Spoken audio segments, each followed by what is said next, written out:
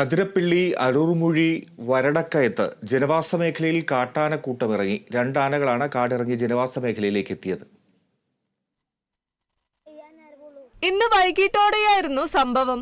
കാടിറങ്ങി ജനവാസ മേഖലയിലേക്ക് എത്തിയ 2 ആനകളിൽ ഒരാന അരൂർമുഴി കൊന്നക്കുഴി ഫോറസ്റ്റ് സ്റ്റേഷന് മുന്നിലൂടെ നടന്ന് എണ്ണപ്പനത്തോട്ടത്തിലേക്ക് ഇറങ്ങി.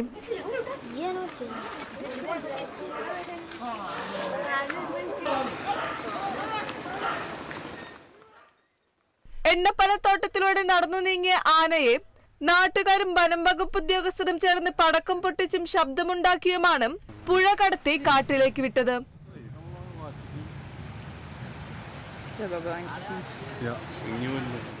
അതേസമയം ഒരാന ഇപ്പോഴും ജനവാസ മേഖലയ്ക്ക് സമീപം നിലയുറപ്പിച്ചിട്ടുണ്ടെന്നാണ് നാട്ടുകാർ പറയുന്നത്.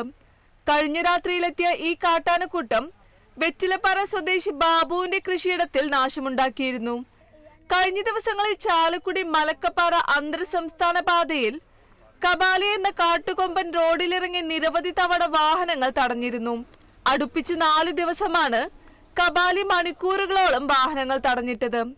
രോഗിയെ കൊണ്ടുപോയിരുന്ന ആംബുലൻസും KSRTC ബസ്സും അടക്കം റോഡിൽ തടഞ്ഞിരുന്നു.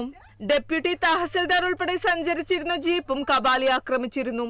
തലനാരിഴയ്ക്കാണ് അന്ന് റവന്യൂ ഉദ്യോഗസ്ഥർ പരിക്കേൽക്കാതെ രക്ഷപ്പെട്ടത്. മേഖലയിൽ കാട്ടാന ശല്യം അനുദിനം വർദ്ധിച്ചു വരികയെന്നാണ് നാട്ടുകാരുടെ പരാതി.